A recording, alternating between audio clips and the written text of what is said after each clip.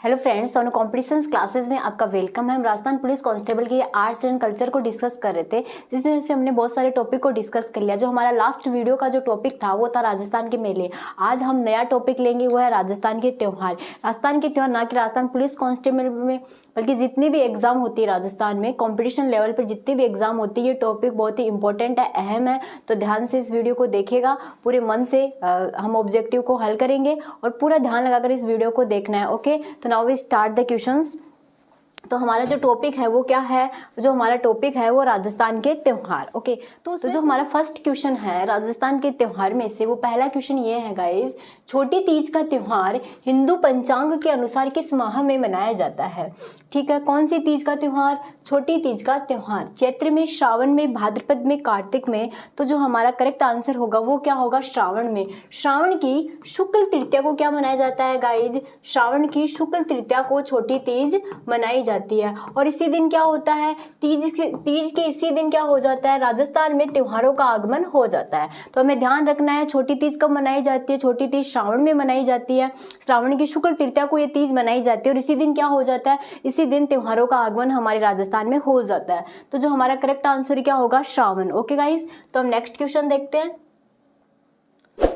जल झूलनी एकादशी मनाई जाती है कार्तिक शुक्ल एकादशी को, चैत्र कृष्ण एकादशी को, माह कृष्ण एकादशी को, या भाद्रपद शुक्ल एकादशी को? तो जो जल झूलनी एकादशी है वो कब मनाई जाती है? वो मनाई जाती है भाद्रपद शुक्ल एकादशी को। और ये इसके बारे में कई बातें देखने को मिलती है। इसको ढोला एकादशी भी कहते हैं। कौन सी एकादशी भाई? ढोला एकादशी। और दूसरी बात इसकी इंपॉर्टेंट है, इसको झूलनी एकादशी कहते हैं। ठीक है, तो इसकी दो बातें ध्यान रखनी है भाई। जल झूलनी एकादशी कब मनाई जाती है? एक तो हमें महीना ध्यान रखना है। देखो बहुत सारे जो फेस्टिवल है ना राजस्थान में, वो भाद्रपद में मनाए जाते हैं। छोटी तीज मान लो, चाहे नाग पंचमी मान लो, चाहे गोगा नवमी मान लो, तो बहुत सारे राजस्थान के जो इम्पोर्टेंट जो फेस्टिवल है ना, वो लगभग भाद्रपद में ही मनाए जाते हैं। तो भाद्रपद शुक्ल एकादशी को ध्यान रखना है भाई। कौन सी एकादशी को? भाद्रपद शुक्ल एकादशी को। अब देखो शुक्ल और कृष्ण का डिफरेंट तो आपको पता होगा। शुक्ल का मतलब होता है चांदनी और कृष्ण का मतलब क्या होता है? कृष्ण का मतलब होता है अंधेरा। इस प्रकार हम समझ सकते हैं। तो भाद्रपद शुक्ल एकादशी को जल झूलनी एकादशी मनाई जाती है। इसे ढोला एकादशी कहते हैं और इसी को क्या कहते हैं? झूलनी एकादशी भी कहते हैं। तो जो हमारा करेक्ट आंसर होगा वो गाइस क्या होगा? डी। ओके, नेक्स्ट क्वेश्चन देखते हैं। घींगा गणगौर किस शहर की प्रसिद्ध है? कौन सी गणगौर? घींगा गणगौर। आप देखो गणगौर नहीं पूछ रहा हमसे, इस क्वेश्चन में पूछा कि घींगा गणगौर कहाँ की प्रसिद्ध है। गणगौर सबको पता है जयपुर की प्रसिद्ध है, लेकिन हमसे जो क्वेश्चन पूछा है वो क्या है भाई? घींगा गणगौर कहाँ की प्रसिद्ध है? अजमेर की, झालावाड़ की, कोटा की, उदयपुर की? तो जो हमारा करेक्ट आंसर क्या होगा? वो हमारा करेक्ट आंसर होगा उदयपुर। इसकी देखो, इसकी कई बातें देखने को मिलती है। कहा जाता है कि जो उदयपुर के राजा हुए थे, जिनका नाम क्या था? राज सिंह। उदयपुर के राजा हुए थे राज सिंह ने क्या किया था? उदयपुर के राजा राज सिंह ने बैसाख को, ठीक है ना, बैसाख कृष्ण तृतीया को क्या कर दिया था? गणगौर का त्योहार जबरन बना दिया था। इस वजह से इसको क्या नाम दे दिया गया? इस जो गणगौर है इसको घींगा गणगौर का नाम दे दिया गया। अब देखो महीना ध्यान रखना है, एक तो उदयपुर में है। उदयपुर के राजा राज सिंह ने अपनी पत्नी के आग्रह पर तथा अपनी रुष्ट पत्नी को मनाने के लिए त्योहार का प्रचलन किया और ये त्योहार उदयपुर में मनाया गया। और कब मनाया गया? बैसाख कृष्ण तृतीया को ये त्योहार मनाया गया। ध्यान रखना है हमें। तो उदयपुर में ये त्योहार मनाया गया, बैसाख कृष्ण तृतीया को मनाया गया। राज सिंह ने अपनी पत्नी की याद में या उनको मनाने के लिए त्योहार जबरन स्टार्ट किया था, उनको मनाने के लिए स्टार्ट किया था। इस वजह से इसको गणगौर ना कहकर क्या कह दिया गया? घींगा गणगौर कह दिया गया। तो हमारा करेक्ट आंसर क्या होगा गाइस? डी होगा। शक संवत के अनुसार 22 जून व 23 जुलाई के मध्य के काल के किस माह के रूप में मनाया जाता है? ठीक है, तो हमें हिंदी और जो हमारे हिंदू महीने चलते हैं उनका मेल पूछ लिया गया है कि भाई अगर जून महीना हो और जुलाई का महीना हो, राइट, जून महीना हो और जुलाई का महीना हो, तो इस समय हमारे हिंदू धर्म में हिंदू के जो महीने चलते हैं उनमें से कौन सा होगा? आषाढ़, भाद्रपद, चैत्र या पौष? तो जो हमारा करेक्ट आंसर है गाइस वो क्या होगा? आषाढ़। ओके, तो हम नेक्स्ट क्वेश्चन देखते हैं। बैसाख शुक्ल तृतीया बैसाख शुक्ल तृतीया और श्रावण कृष्ण पंचमी को कौन से त्योहार आते हैं?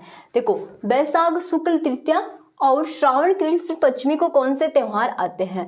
बड़ी तीज या ऋषि पंचमी, आखा तीज या नाग पंचमी, छोटी तीज और बसंत पंचमी, या गणगौर और रक्षाबंधन। तो हमारा जो करेक्ट आंसर होगा वो क्या होगा? आखा तीज और नाग पंचमी। ध्यान रखना है, हमें ध्यान रखना है भाई कि जो बैसाख शुक्ल तृतीया होती है, ठीक है ना, जो बैसाख शुक्ल तृतीया है, इस दिन क्या आता है? इस दिन आखा तीज आती है। ये बहुत इंपॉर्टेंट है। कहते हैं कि आखा तीज के दिन राजस्थान में सबसे ज्यादा बाल विवाह होते हैं। सबसे ज्यादा बाल विवाह अगर किसी दिन होते हैं तो वो इसी दिन होते हैं, आखा तीज को, जिसे अक्षय तृतीया के नाम से भी जाना जाता है। भाई ध्यान रखना है भाई, अक्षय तृतीया के नाम से भी इसे जाना जाता है। किसको जाना जाता है? आखा तीज को।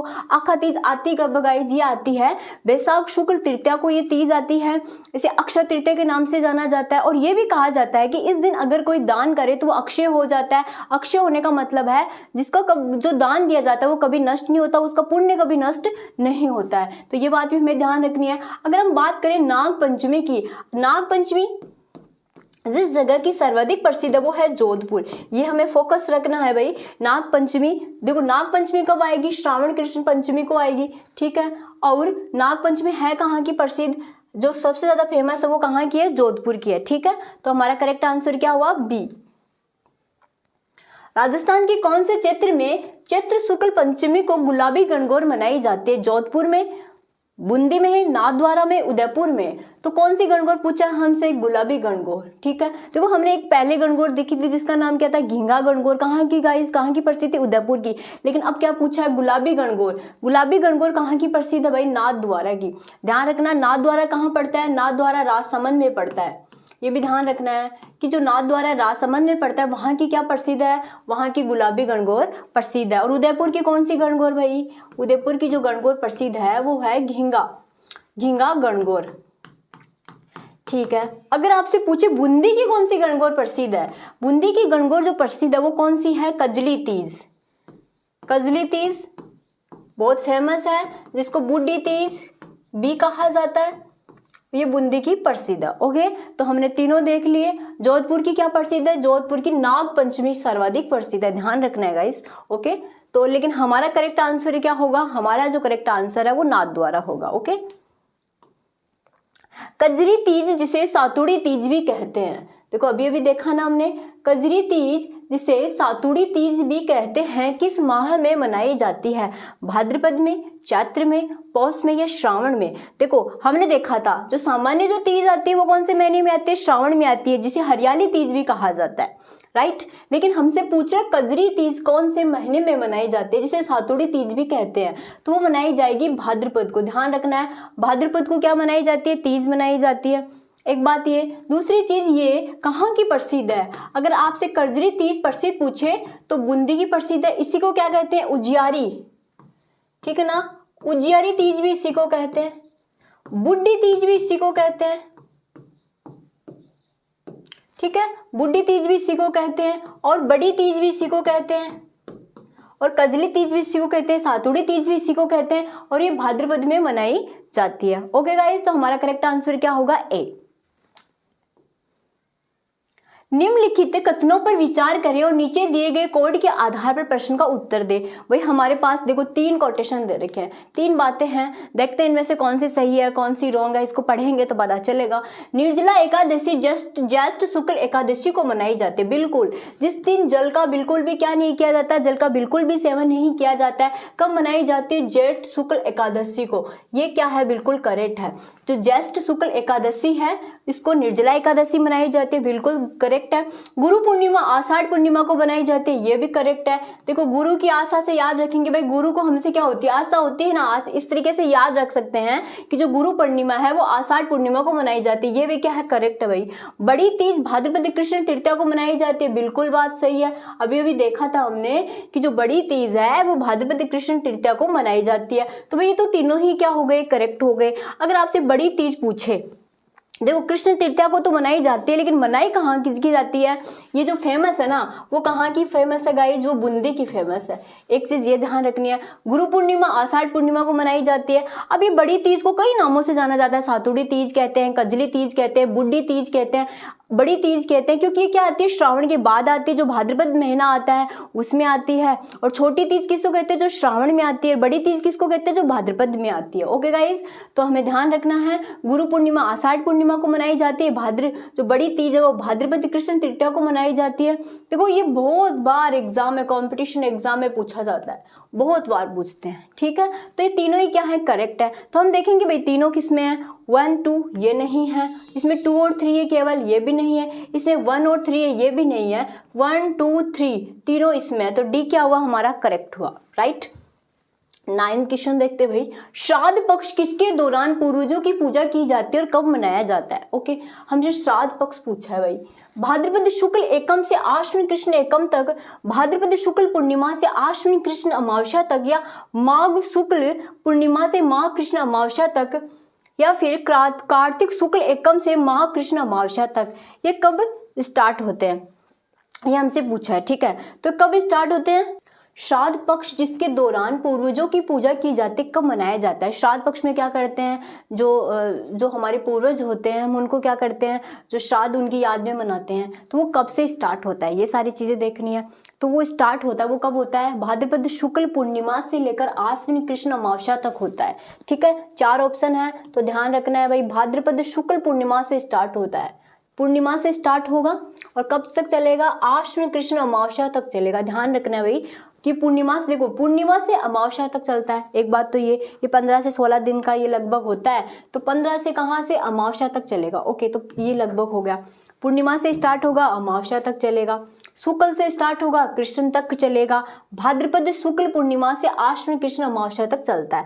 अब देखो इस दिन क्या होता है, कहा जाता है कि इस दिन क्या होते हैं, जितनी भी अविवाहित कन्याएं होती है, ठीक है ना, विवाहित नहीं बोल रहे बच्चों, अविवाहित। ओके, अविवाहित, जितनी भी अविवाहित कन्याएं होती है वो क्या करती हैं, अविवाहित कन्याएं गोबर की क्या बनाती है गाइस, गोबर की सांची बनाती है। और कहाँ, घर के दीवार के बाहर गोबर की सांची बनाई जाती है, उसकी लगभग श्राद्ध पक्ष में 16 दिन तक क्या करती हैं, पूजा करती है। अब ये सांची जो सर्वाधिक प्रसिद्ध है ना, वो कहाँ की है, वो उदयपुर की है। एक बात ये ध्यान रखना है, अब ये उदयपुर की इतनी ज्यादा प्रसिद्ध है कि उदयपुर का जो मच्छंदर मंदिर है, ठीक है ना, मच्छंदर नाथ का मंदिर सांची के लिए ही प्रसिद्ध है, ठीक है। मच्छंदर नाथ में जो मंदिर, मच्छंदर नाथ का जो मंदिर है वहां पर सर्वाधिक सांची बनाई जाती है, और सांची के नाम से ही ये क्या, सांची के मंदिर के नाम से ही मच्छंदर नाथ का मंदिर जाना जाता है, ये उदयपुर में है। अब ये बात तो ठीक है, ये सांची होती क्या है, ये जो सांची है ना वो माँ पार्वती का क्या है, प्रतीक है। ये बात हमें स्पेशल तौर से ध्यान रखनी है कि भाई श्राद्ध पक्ष में जो अविवाहित महिलाएं होती है वो क्या करती है, वो जो दीवारें होती है, दीवार पर क्या करती है, गोबर से सांची बनाती है और उसकी पूजा की जाती है। जो सांची है माँ पार्वती का प्रतीक होती है, लगभग ये 16 दिन चलती है। ओके, श्राद्ध पक्ष में ये काम किया जाता है। ओके, तो हमारा करेक्ट आंसर क्या हुआ, बी। नेक्स्ट क्वेश्चन देखते हैं, पर्यवेक्षण पर्व किस धर्म से संबंधित है। जो पर्यवेक्षण पर्व है वो जैन धर्म से संबंधित है। ये कब मनाया जाता है, ये जो मनाया जाता है, ध्यान रखना है भाई, भाद्रपद शुक्ल पंचमी से, भाद्रपद शुक्ल पंचमी से ये जो प्रवेशन त्योहार है वो स्टार्ट होता है और चतुर्दशी तक चलता है। ध्यान रखना भाई, भाद्रपद शुक्ल पंचमी से ये स्टार्ट त्योहार है वो जैन धर्म का वो स्टार्ट होगा और इस दिन कब तक चलेगा, चतुर्दशी तक चलेगा, ठीक है। तो एक बात तो ये कि काफी दिनों तक चलता है, पंचमी से स्टार्ट होता है, चतुर्दशी तक चलता है और शुक्ल पक्ष में चलता है। ये इंपॉर्टेंट है भाई, शुक्ल पंच में चलता है। तो दूसरी सबसे बात जो इंपॉर्टेंट है वो क्या है, वो ये है कि जो प्रवेशन पर्व है वो क्या होता है, इस दिन क्या होता है, जो जैन धर्म के लोग होते हैं वो अपने इष्ट से क्या करते हैं, अपने इष्ट से अपने पापों की क्षमा याचना करते हैं। तो ये इंपॉर्टेंट है। जो पंचमी से लेकर चतुर्दशी तक तो त्योहार चलता है, इस दिन वो अपने इनके जो जिंदगी में एक साल के अंदर जो भी वो कर्म करते हैं, अगर उनसे किसी भी प्रकार का जो अपराध हुआ हो या कुछ भी पाप हुआ हो तो उस दिन क्या करेंगे, क्षमा याचना करेंगे। ओके, तो जो हमारा करेक्ट आंसर क्या होगा, बी। विक्रम संवत के अनुसार एक वर्ष में आने वाले निम्नलिखित त्योहारों का क्रम प्रारंभ से अंत तक जमाए। ठीक है, कि हमसे पूछा है कि भाई कौन सा त्योहार कब मनाया जाता है। अब देखो कई त्योहार हैं। अब ये जो गणेश चतुर्थी है वो कब मनाई जाती है, जो गणेश चतुर्थी है वो भाद्रपद में मनाई जाती है। भाद्रपद कब मनाई जाएगी, जो भाद्रपद शुक्ल चतुर्थी को, ठीक है। इस दिन क्या होता है, भाद्रपद शुक्ल चतुर्थी को ये मनाया जाता है। और इसी दिन देखो ये भी पता होगा ना आपको कि रणथंभौर में इस दिन क्या बढ़ता है, मेला बढ़ता है। तो भाद्रपद शुक्ल चतुर्थी को गणेश चतुर्थी का त्योहार मनाते हैं। और कृष्ण जन्माष्टमी कब मनाते हैं, जो कृष्ण जन्माष्टमी है वो भाद्रपद कृष्ण नवमी को मनाते हैं। ओके। और जो दिवाली है वो कब आती है, ये अमावस्या को आती है। अब जो गणगौर है वो कब आएगी, जो गणगौर है वो चैत्र कृष्ण एकम से स्टार्ट होती है। चैत्र कृष्ण एकम से स्टार्ट होकर कहाँ तक चलती है, शुक्ल, चैत्र शुक्ल से लेकर जो तृतीया है वहां तक चलती है। ठीक है। तो गणगौर जो आती है वो कब आती है, वो चैत्र शुक्ल तृतीया को आती है, लेकिन स्टार्ट चैत्र कृष्ण एक से लेकर हो जाती है। ठीक है। तो हमें इनको करेक्ट मिलाना है। तो जो सबसे पहले जो आएगी वो क्या आएगी, गणगौर आएगी। ठीक है। गणगौर कौन से महीने में आएगी, चैत्र में आएगी। चैत्र कौन सा है, हमारा पहला महीना है। ओके। तो जिसमें 4 देखते हैं पहले किसमें, तो 4 तो इसी में, एक तो इसमें है और एक इसमें है। ठीक है। दूसरा चैत्र के बाद में बैसाख, जेठ, साढ़ जो भी आता है, श्रावण, भाद्रपद आता है। फिर भाद्रपद के त्योहार देखते हैं। तो भाद्रपद में सबसे पहले क्या आएगी, जो भाद्रपद में सबसे पहले आएगी वो आएगी चतुर्थी। ठीक है। तो हम देखेंगे कि गणेश चतुर्थी किस में है, एक में। ठीक है। उसके बाद में देखेंगे कि भाद्रपद कृष्ण नवमी, तो ये हुआ। तो जो हमारा करेक्ट आंसर क्या होगा, वो डी होगा। ध्यान रखना है, गणेश चतुर्थी भाद्रपद शुक्ल, जो भाद्रपद शुक्ल चतुर्थी को आती है। कृष्ण जन्माष्टमी भाद्रपद कृष्ण नवमी को आती है। और दीपावली अमावस्या को आती है कार्तिक महीने में। और जो गणगौर का त्योहार है वो चैत्र कृष्ण एकम से स्टार्ट होकर चैत्र शुक्ल तृतीया तक ये त्योहार चलता है। तो हमारा करेक्ट आंसर क्या हुआ, 4th। ओके। तो हम नेक्स्ट क्वेश्चन देखते हैं। मुसलमानों के किस त्योहार के दिन ताजिए निकाले जाते हैं, मुसलमानों के किस त्योहार के दिन ताजिए निकाले जाते हैं, ईद उल जुहा, 12 वफात, शब-ए बारात या मुहर्रम।